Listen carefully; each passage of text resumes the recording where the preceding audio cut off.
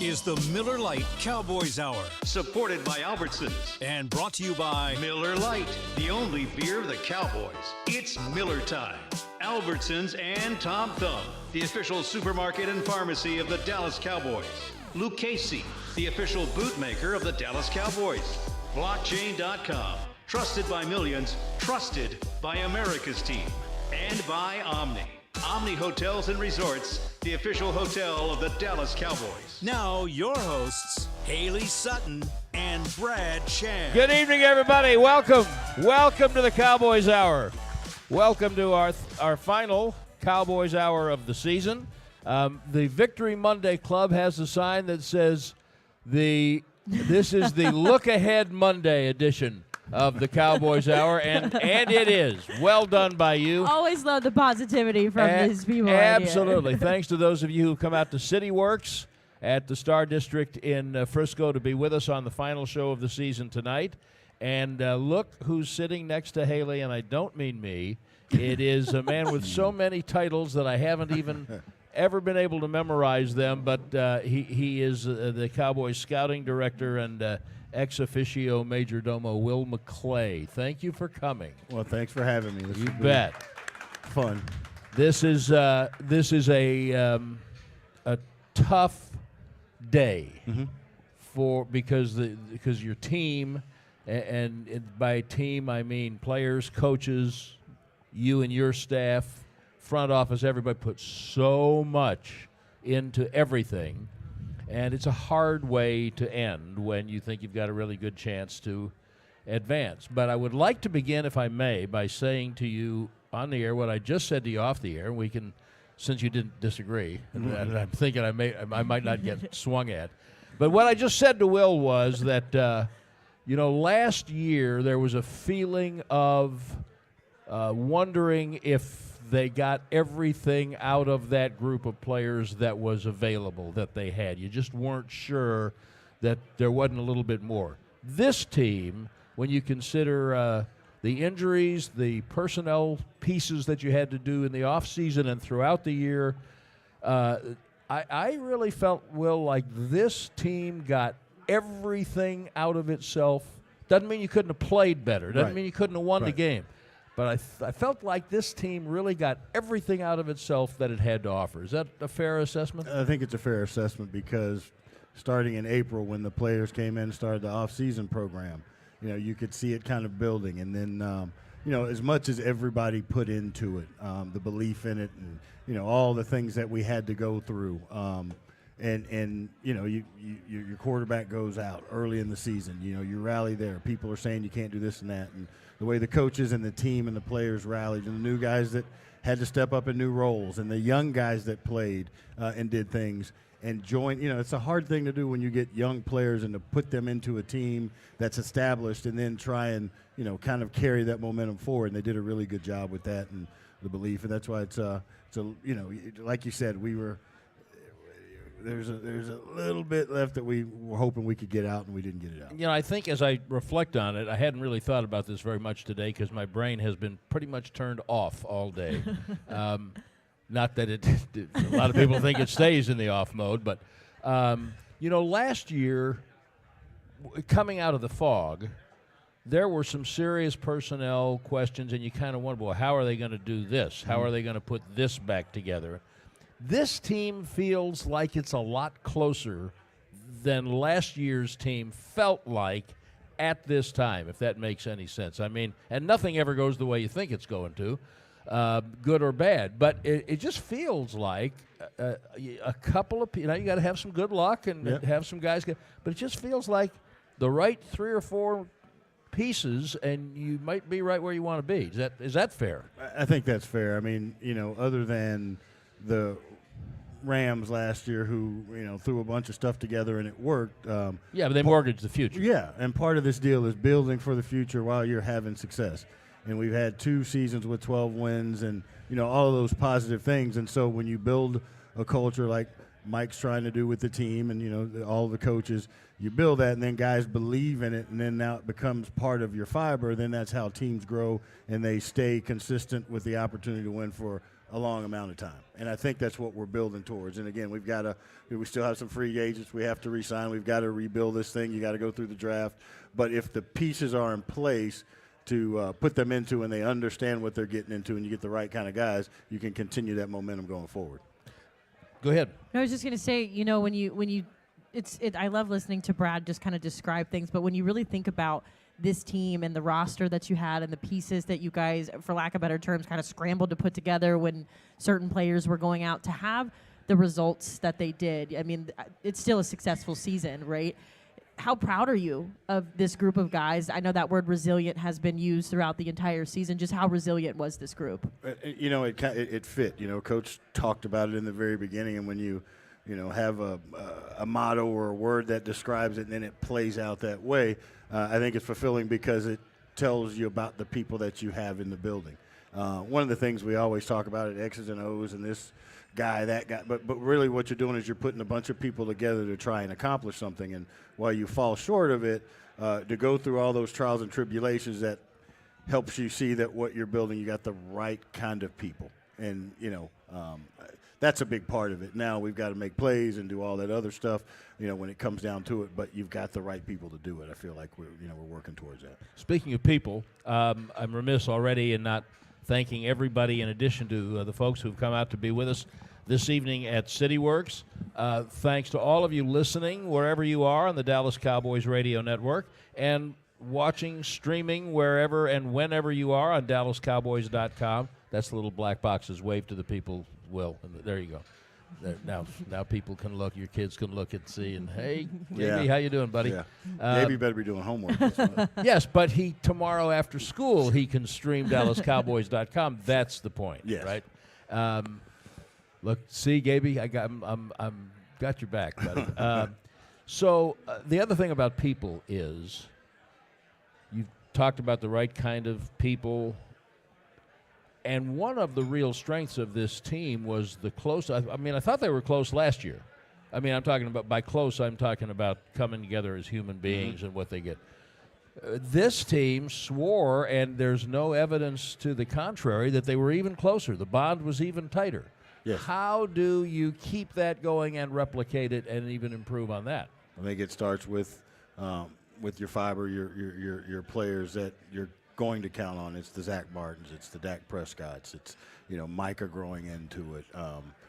It's those players, and it's their locker room, making sure that whoever comes in that locker room understands how we do things. The unique thing is, being here in Dallas, we have in the off-season workouts, we're at 90% participation on off-season workouts, which is unheard of for a number of teams. So it starts there. And then it's going through the battles together. It's training camp. It's what we do in the off season before you get to training camp. And we got a good group of young guys that, and I've heard it several times from different people, not just in our building, but the young guys that we have and the things that they've done and how they fit in. It shows that, we can build that bond and continue to grow that because of those young guys being able to follow the plan.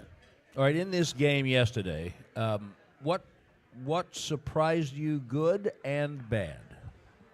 What surprised me, not really surprised me, because when you watched us work during the week, starting with Tampa, play after the Washington game, there's a bunch of questions, and then you go into Tampa week, and you start talking about the details on offense, defense, and special teams, the attention to detail that guys paid to what they needed to do. Tampa was extremely positive. All right, this week, for a short week, San Francisco, unique offense, defense, the whole thing, the way that we were prepared there. I thought us stopping them initially offensively, really Shanahan was kind of scrambling, trying to figure out, hey, how he was going to move the ball. That was I was proud to see that, because I thought if you do that, we got an opportunity. The disappointing thing were the mishaps. In these games, the playoff games, they usually come down to one possession, the final possession, a few points, and it's the team that makes the least mistakes. And we had some some things that happened. We turned the ball over. At the end of the day, we turned it over. We didn't get any turnovers. That was the disappointing thing. We made a living off of turnovers. To lead the league 2 years in a row in turnovers, and then you come down to crunch time and not get any. That's the identity of the team. And, guys battle hard and everything else, but you've got to take advantage of those. And we had, some opportunities we didn't take advantage of. You did get one. I don't want to. You got the fumble. On the fumble, yes, which was Kelvin Joseph employing a peanut punch, and so that's how you led the league in fumble recoveries. I think you created those things. But you only get 3 points out of that. It's just in those games you've got and that's continuing to build. You've got to be able to do those kind of things. What did you think was missing from the offense yesterday? What did you kind of see, or what was your takeaway of why the offense really just wasn't as productive as what we've seen them be? The San Francisco defense. I mean, they're the top ranked. Well, you mean the other guys getting paid too? The other guys get paid too. And I think when Tony got hurt, that took a big playmaker out of our team. He makes things happen, on his own as well as within the confines of what you do. But he does some unique things that gives us some explosive plays. And I think plus what guys knew that when he came back out at halftime, it was broken. There's. Hey, we got to do this, and that, you miss those explosive plays from Tony. We're going to take our first break just a minute or so early because I want to get into a bunch of things with Will. I'm going to tell everyone right now I'm going to ask him, and Haley and I are both going to ask him several questions which he won't answer. But that's kind of our job, and that's his job. But we have to try on everyone's behalf, and we all know how the game is played. But I also want to know, I want fans to understand what happens now. Not for the players who need some time off. There's no time off for the scouts, and I don't think really for the coaches either. And I think fans would like to know a little bit about that. We'll hear about that from Will McClay when we come back on the Cowboys Hour.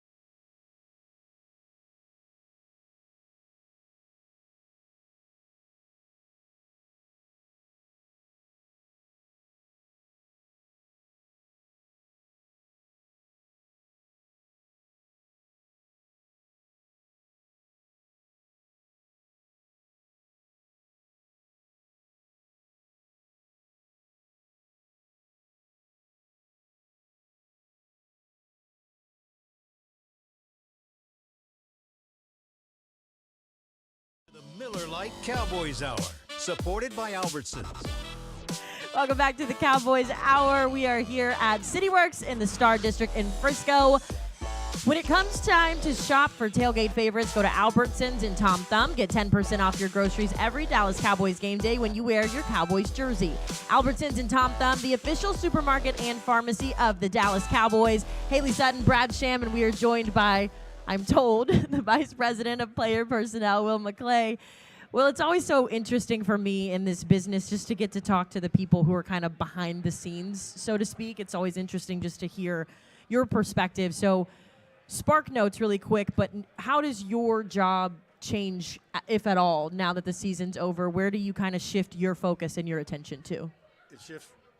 It shifts more towards the draft now.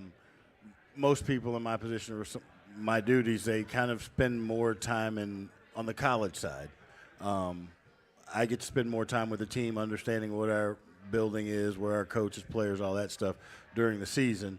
And now it's really changing focus to the draft and looking at, the strategies of what's in the draft, what are we looking for, kind of getting to know the players, really absorbing the work that our scouts do, and then transferring that information to ownership and the coaches and saying, okay, this is how we're going to plan it out and, go through the process, getting up to the draft. There's Senior Bowl next week, then getting ready for the Combine. There's a couple of, the All-Star games. There's the one in Las Vegas this week. There's, so we got all of our scouts are at that. We go to that. The information's coming back and start figuring out the draft board, start dealing with free agency. Looking at the free agents that are available, understand what we're going through. We've got to go through. It's like today I talked to the trainers, and we've got, a list of injuries that we've got to take care of and all those things. And just understand where we are in our roster and look at what's coming and where the strengths and weaknesses in draft and free agency are. Would you say you're more busy now or during the season, or is it just a different busy? I think more busy now, because when you get to the season, when we start the season, it's, the training camp, okay, now everything's kind of in a capsule. The time frame, when you play, your weeks, all that. Now, it's like, okay, where are we going to go to school? What schools are we going to go to? What pro days?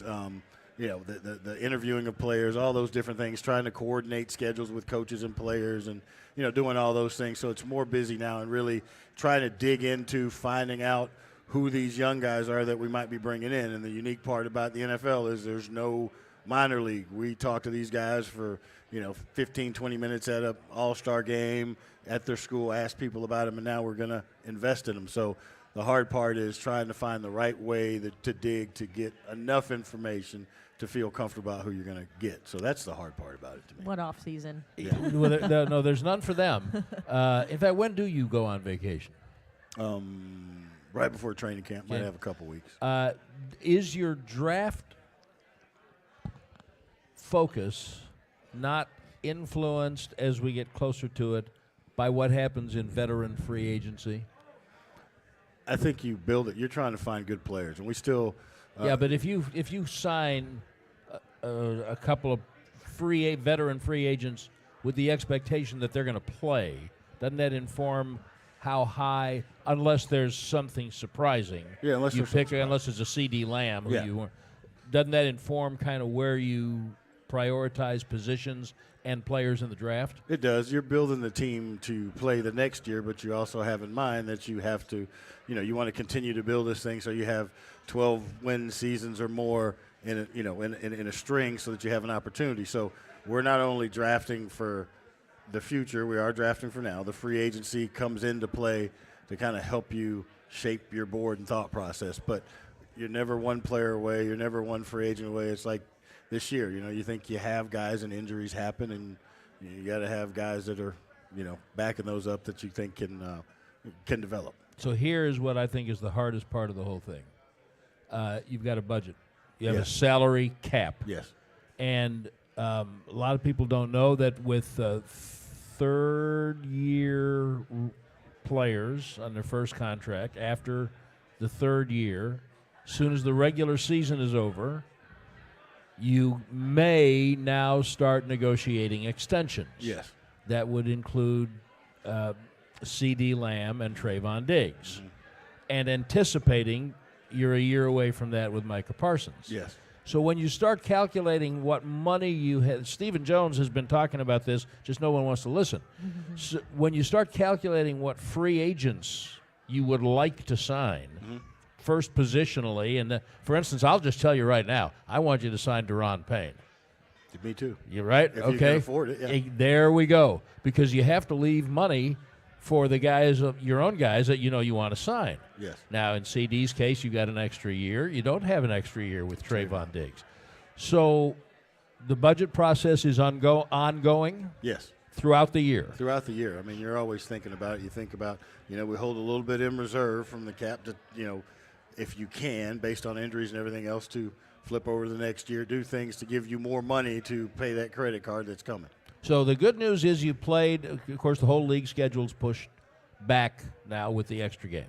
So here, what are we on? The 23rd of January, just finished playing. Okay, you got about a month before you have to know exactly what money you're going to commit to free agency, right? Yes. So is the first order of business to really sit down and look at that list of your veteran free agents and prioritize, when you'd like them all, you can't have them all. And prioritize who, the must-haves and the want-tos and all that? Yeah, I mean, we're going to go through it and say, here are must-needs and wants. Which players fall into what category? How do we address that? What is that going to cost us? If it's going to cost you too much, what's your next answer? So then you start throwing in free agency and the college draft about, what the depth and all those things to kind of figure out your game plan if the financials don't work out. But it's it's professional football. Guys get paid. The unique part about it is salaries continue to grow. Well, the cap doesn't grow as high as the salaries grow. So I'm glad I'm not the checkbook keeper. And this is like just a personal question, something that I've kind of struggled with as a reporter is just recognizing that these guys are football players and they're also people, and just kind of separating the emotional part of the game with the business side of the game. Over your career, how have you kind of found ways to separate that? So when you're going through that list and you're saying like, hey, we can't make this work with this guy, how do you separate the emotional attachment maybe that you have with some of them to focus on the business? It's tough because it is a business, but it's honesty. When you can be honest about the process and what you're going through or what you can pay and not pay, or, guys will go, hey, you want me back? Sure, we want you back, but I'm sure you want to get paid, and it might not match. If it doesn't, wish you the best of luck, but it is a business, and it is hard. You go from when I used to coach, you used to get into it with your players and, have that bond with them. And I sort of have that now because we sign them, they're, part of my extended family. When I let them go, they're part of the extended family. So it's trying to figure that out and just be honest whenever the opportunity comes up. We've got to be honest and have that face-to-face discussion. You might not like it, but at least I'm telling you the truth. So I was running down that list of in-order priorities of things you have to do, but listening to you, it occurs to me that you really have to start to have a handle on where the strength of the draft is. Yes. In a month from now. Yes. And now you're going to change your board, but before you start prioritizing money to veteran free agents, if I'm imagining the conversation at the table, and someone's going to say, okay, do we have to go get a defensive I'm making up the position. Do we have to go get a defensive tackle, or is there strength in the draft? You got to have those answers. Yes, that's what we look at. So you got a month. We got a month. Well, what the hell are you doing sitting here? The college scouts have gone out and done a great job kind of talking, they go in their areas, we start setting our board, and at least looking at it now before we get all the input. So you got a general feel as to what the strengths or weakness in the draft is. Now we're going through free agency, and you say, okay, here are the players here. These players, we got kind of a formula. The A players that are free agents at different positions are going to be around this amount of money, and you continue to go down. I think the big key is not just big free agent names, because as Steven always says, you pay them for what they've done, not what they're going to do. I think we've done a great job. The pro scouting staff has done a great job of finding those free agents that can fill holes at a high enough level where you can draft free. That's pure. That's the way I say it, is fill the holes and then be able to draft pure. And it comes from knowing free agents, knowing what we do, and finding those guys that may not be the top flight, big dollar free agents, but guys that can come in and contribute. Two examples that come to mind might be J-Ron Curse and Carlos Watkins. Yep. Nobody was beating down their door. Right. Nobody was beating down the door. They fit what we were looking for. No one was beating down their door. They're good football players, and it was a good environment for them to be in. And that's how you get those guys. And a lot of players want to come and play in Dallas. So that's an advantage for us here. No state tax, the opportunity to win. You're on TV all the time. So we do have some benefits on our side, as well as, just the guys in our locker room. When guys in the league talk, and that gives us an advantage sometimes when you start talking to some of these guys. And not everybody's going to get paid the big dollars when you're a free agent. So when that first wave goes through, those big dollar guys are gone. So now guys start figuring out where they fit in. And if I'm going to play for less than I'm worth, I think, then I want to go play at a place where I have an opportunity to win and, all the things we have here. So that gives us an advantage trying to get some of those guys. It's finding the right ones. I will never forget when Mark Stepnoski came back. If you're too young to remember Mark Stepnoski, Google him. When he came back for the second time, Haley just picked up her phone, and he came back from having been with the Oilers/Titans, and I remember saying to him, "What makes you decide where to go? You left here and went to Houston.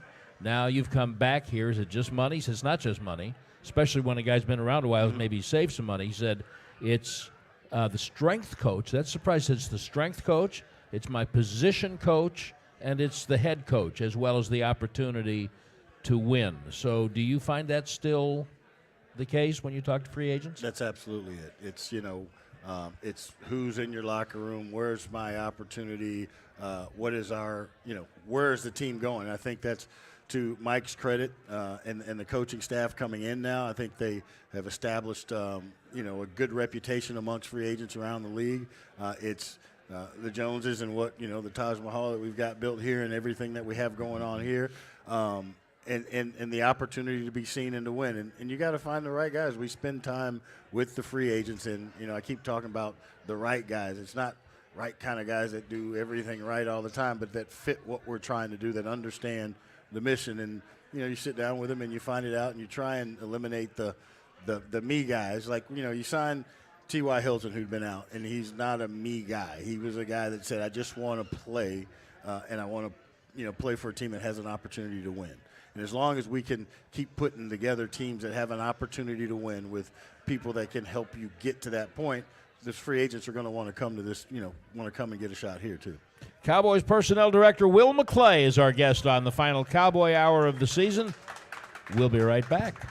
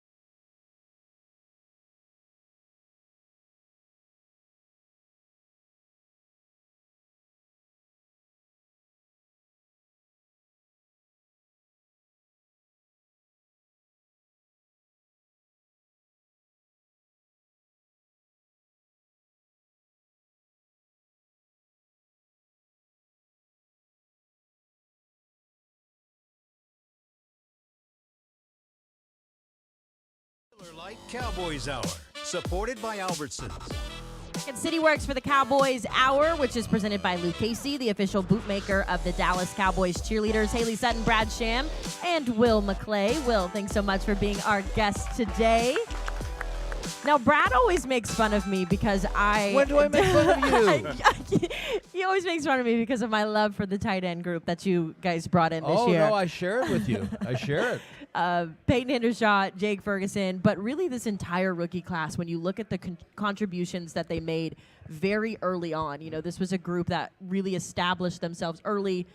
Some of them provided to be pivotal down the stretch. Just take us inside this rookie class, what you kind of saw out of them and how much of an impact they've been on the roster this year. Well, very proud of the way that, because, again, as Jerry loves to say, and it's very true that, 10 of the players make a large portion of the salary cap. You've got to be able to have young guys come in and play. And I think it's a credit to the players coming in, and, this isn't college football. They've got these big volumes of playbooks and things to learn, so they attack that, but also the coaching staff to get them prepared. They've got – it started with the, rookie when they got in.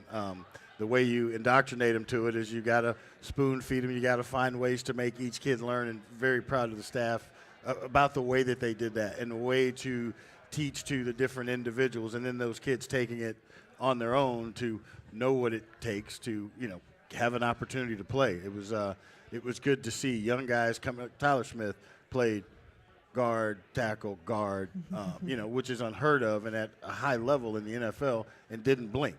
Well, it's his, it's his interior metal and all that other stuff, but it's, Philbin and the coaches coaching him. It's Tyron Smith and Zach Martin and Jason Peters helping this kid grow and him being able to take and accept that.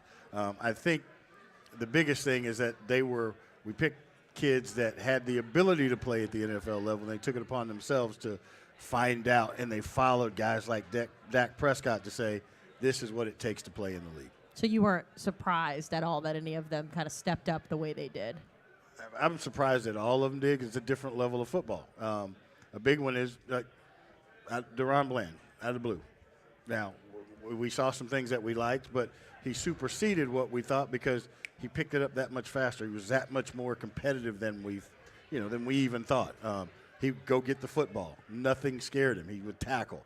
To find DBs that tackle that come from college football is kind of hard because they play touch in college football a little bit. So some of the things that he did was, it was unique.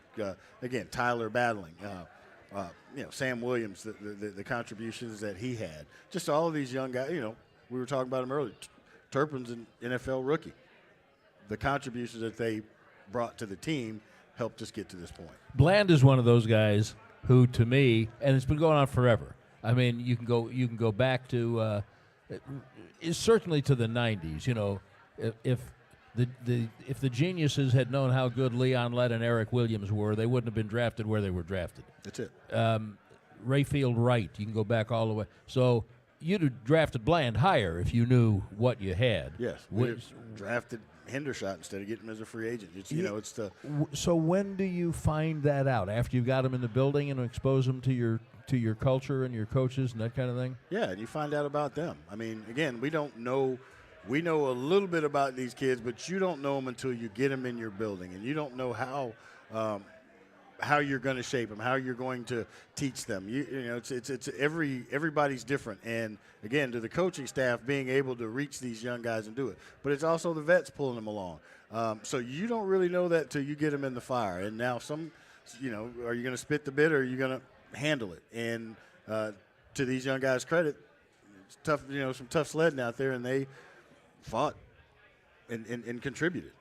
Let me see if I can start with some questions that I know you won't answer, but I got to take a shot. I know. I was like, he's answered everything we've asked so far. I know. I've been easy. Yeah. Trying to soften him up. I've known him a minute. Yeah. Your veteran free agents, not the restricted free. Terrence Steele, for instance, is a restricted free agent, so he's not going anywhere. Right. Your veteran free agents, and you have them. You touched on this. Look at him. The wheels are turning. He's trying to answer the question. Yeah. What am I going to have to answer next, and how am I going to answer it? That's I'm what's just glad happening you're right handling it. So you have a kind of a priority list. Must keep this guy, would like to keep this guy, love this guy, but probably won't be. Okay.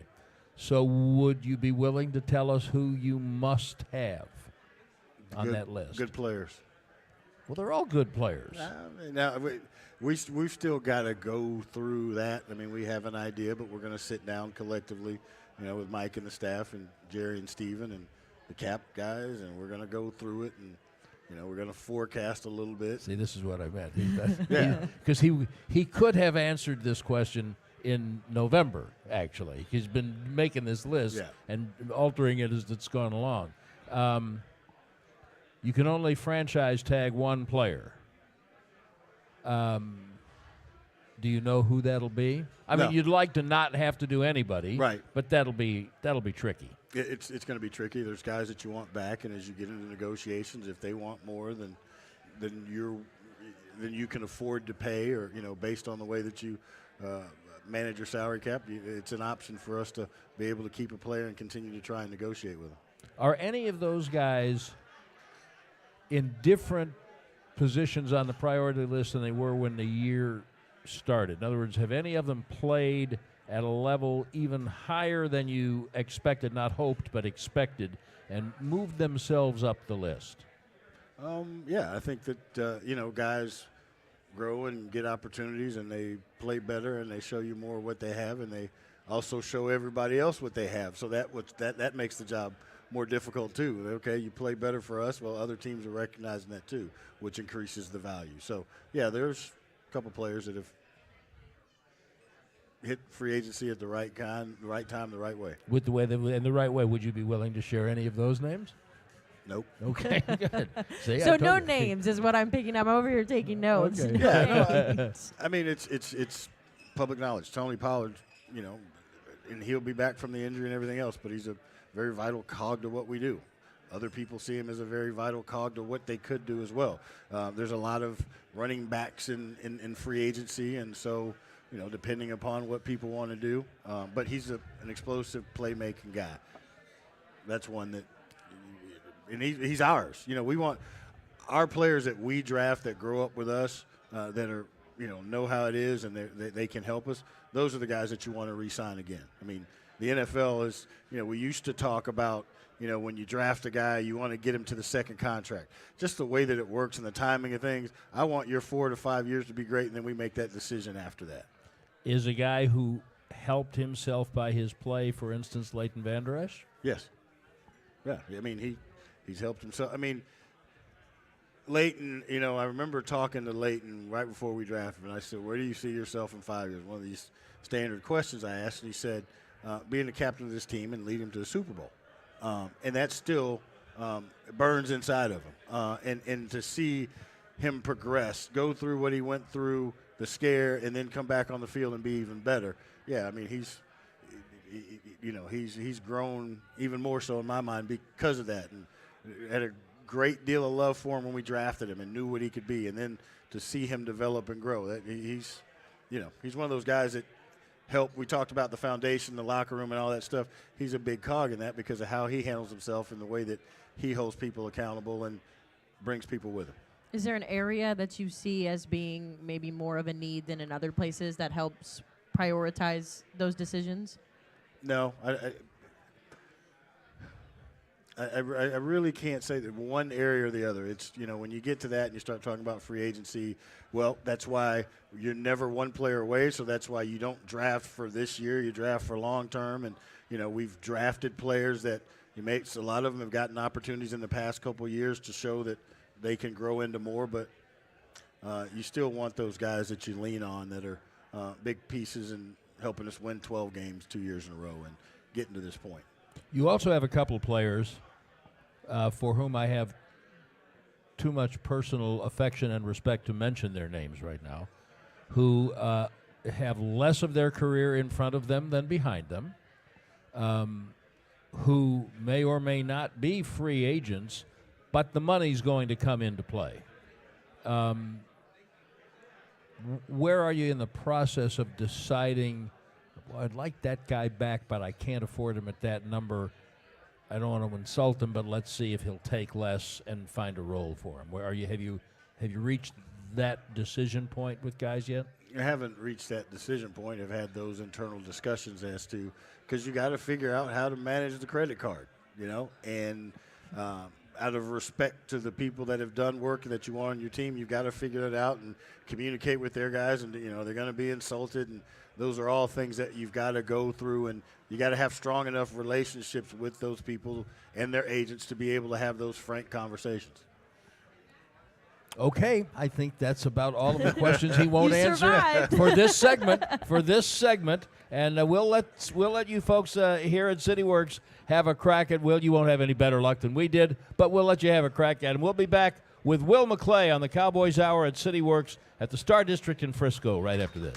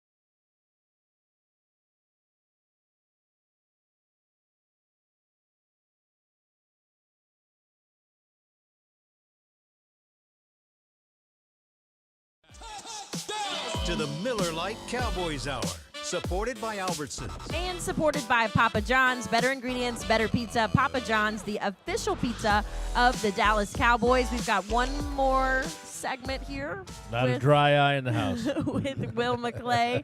And I think we're going to take some questions, yes? Have we, Joe? Yep, let's go. Good evening, Will. How are you? Good. How are you? Great, thank you. My name is Rambo. You were talking about managing your credit card bill. Did Odell Beckham Jr. not fall under that credit card bill?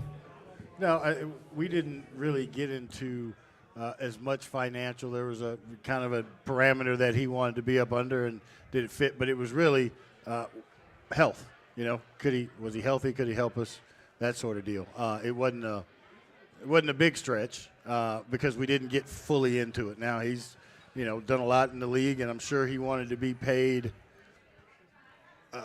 handsomely, but we wanted to see the proof in the pudding before. and that's kind of what affects. You know, that it actually brings up an interesting thesis for me. Hilton came here.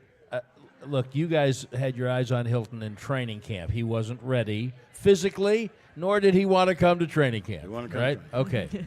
He wanted to see it. Talking to him the whole time, he wanted to see. He told his son he was going to watch him play high school football.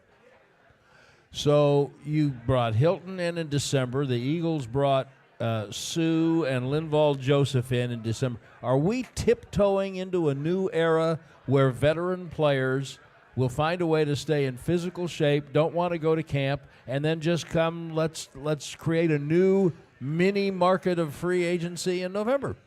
It's part of managing your cap and all of the opportunities you have to improve your team. You know, Linval Joseph, we were talking about it, and I was like, hey, maybe we can get him to join practice squad. And the next day, I think they got our phones bugged. So we're there. You're saying you're there because players are going to say, okay, if there's been an injury and nobody signed him, I'm not getting what I want. I'm going to stay in shape. Can I go to a contender and can I contribute at the right price? So hypothetically, a player like T.Y. Hilton could say, okay, I've proven I can play. By the way, I still have kids doing stuff in school, so I'll stay in shape. Really enjoyed my time here. Call me in October. Yeah. That could happen. That could happen. Things like, hypothetically. Things like that could happen. I mean, I you want to see, get to that part of my career. Yeah, me too. Don't be in a hurry. Yeah, but that's we're always looking for players. Now, if a guy's put stuff on tape that you know is there, you got to figure out if he's in shape and what role can he fit for you and how much do you got to pay him. Interesting. Hi, Will. It's Jacob. How you doing, Jacob? Nice to meet you. My question for you is, we lost a battle in the trenches yesterday on the offensive side. I feel like we need younger offensive linemen on our line. I'm just curious to hear from you. What do you feel like we need down the stretch to make this team a contender next year? I think we continue to have to find players that can add value in whatever position they play. You talk about offensive linemen. That was the number one defense, and they're supposedly the number one offense. They struggled with our defensive line. It was a battle there. I don't think that there's enough offensive linemen to go around for 32 teams to have strong offensive lines. Those guys have to be developed. They don't play college football the same way that we do in the NFL. They look at a sign and they run downfield on runs and passes. It's a different game that you have to play. So those guys have to develop. That's why I think that we got a special kid in Tyler Smith doing that. So we got to continue to try and find those guys and develop them. We have some young guys that we've drafted that they've got to grow up and step up. That's the way you got to keep building it. You got to keep adding to it. Those guys have to develop, and you got to keep building. And we got to find ways to do what those guys do best too, from a scheme standpoint. Give me a scouting report on Matt Woletsko. I call him Bigfoot. He's a really smart player that's extremely tall and long, and he knows how to use his body, and he can be a swing tackle. We were seeing some good things from him before he got hurt. He adds depth, if nothing else. He couldn't practice because of the injury. Yes. Will he still have a leg up on anybody you bring in as a rookie, do you think? Yes, he will. Yeah, because everything that we saw from him when we got him, we were like, okay, there's something in there, and he continued to prove that there was more before he got hurt. Like, he had the injury in camp, and he said, no, I don't want to have the surgery. I want to play through it. So for a young kid to come in and say that and do that, he wanted to prove everything, and he's making big strides. Hey, Will, good to see you again. Good to see you, man. I have two questions. I'm a fan, and I'm a fan of the salary cap. Every year, is there some kind of regret that the organization comes down to the trade deadline? And I have another question behind the salary cap, too. Is that there's a regret that y'all, I know at the end of the trade deadline comes and teams try to get that one type of guy that can take them over the edge like San Francisco got, the running back. I noticed, like Troy Aikman said, y'all is a homegrown talent team. Mm-hmm. Y'all build through the draft. But I noticed at the end, the guys just don't have that leadership in the locker room coming from maybe a guy that's standing out there in the free agent could be coming in to help. I know it's a pause every year at the trade deadline, And also at the draft time, I noticed you have a lot of picks. You like the 5th, 6th, 7th, but maybe it's a guy in the 3rd that you can package and go up and get this guy instead of having 5th, 6th guys that's barely even making the team. Hold on to answer that for a second. Let me ask you a question. You be Will. Okay, you've got a 3rd-round draft choice, 6th pick in the 3rd round. I'm going to come to you now, and I'm going to say, I've got a 5 and a 6 and a 7. I would like to give you for that 3rd. Are you making that trade? You're not the Cowboys. You're the guy with the 3rd-round pick. Are you making that trade? I think if I'm following you right and I'm following my question right, if there's a guy that you know you can get and could be Brian Barter's favorite picking, because we all listen No. You have a 3rd-round, your Team X. You've got a 3rd-round pick. I'm coming to you and say, I've got a 5, 6, and 7. I'll give you those 3 for your 3rd. Are you going to do that? Probably not. Thank you very much. Okay. It takes 2 to tango when it comes to that. And one thing we're not going to do, if we have a pretty good track record of drafting players. So those players come in and contribute. So why am I going to give something away for somebody that I probably don't know as much about? You might think because Broadus or Mel Kiper or whatever, who's not done any work that we've done, that guy's going to be the guy. Well, how do we know? We've had draft picks that didn't work out. We've had draft picks that did work out. So I want more throws at the dartboard. It's our philosophy than going to say, I'm going to give you everything to get that one guy, because I truly believe you're never one player away. And then you might not have an opportunity to get Tony Pollard or Deron Bland or that kind of deal. That's the way that we approach it. Or Jason Witten. Or, and then you talk about free agency. The trade deadline. It also takes 2 to tango when it comes to the trade deadline. If I want something, but you want more than I'm willing to give for it, it's not going to work. And we try to do certain things. There was an opportunity in this draft. We talked about, in this trade period, talked about a receiver from Houston. They wanted way more than you wanted to give for him, and he was making a whole lot more money than we wanted to pay. And that wasn't the only team with whom you were in discussions. Yes. Yeah. And just a little more than you wanted to pay. Yeah, we made a trade, for a guy that really helped us. We're not going to the Super Bowl, but Jonathan Hankins. We gave a 6th-round pick for Jonathan Hankins, who came in here to be a really good player for us in that role that we got him. I think that's you also have to be responsible. Like, I might want to put marble cabinets in my house, but if it's not fiscally responsible, I think I'll just go with the wood ones. If that credit card is you're out. Thank you. There's a line foreman. I see him. How you doing? Yes. What I want to ask is that during free agencies, if all of those guys choose to not look for higher pay and just remain where they're at, just to maintain the unity of what you've built, have there been several free agents who are willing to sacrifice the extra money? There's guys that'll take less to stay here. We've seen it. They've been through and they've done that. And it's, you got to pick the right ones. People want to be here, and they want to. A lot of players will say, I'll take a little bit less. How much is a little bit less when it comes to fitting the whole puzzle together? This is so naive. Is the tax structure of the state a factor for those players? Yes. At least we think so. That's part of, I pick up the phone, and if it's close, I'm like, we hey, don't have an income tax. I'm going, hey, you're paying taxes. So the money, the $10,000, $15,000, $20,000, it's usually more than that you're getting from them, taxes here, kind of offset, da-da-da-da. So, yeah, we use it. So think of the other stuff. Yeah. Okay, your last shot. I don't know. I think you've done great today. Well, how do you feel now the season's over and we're looking ahead? How do your final thoughts just on how everything went this year? We didn't win the whole thing, so none of us are satisfied. We're all disappointed. There's only going to be one of 32 teams that they had the great season. Sure.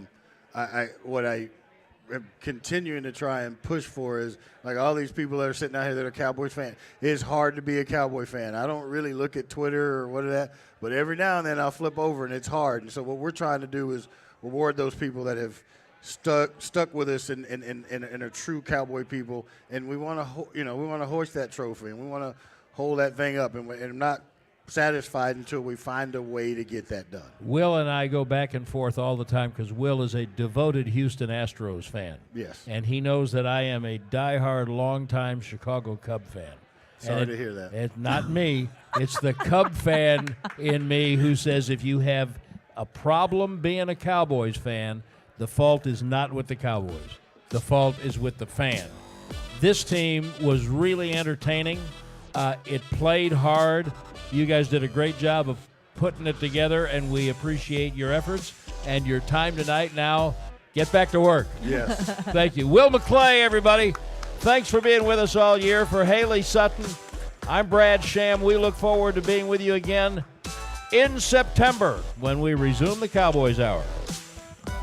This has been a production of DallasCowboys.com and the Dallas Cowboys Football Club. How about this, Cowboys? Yeah!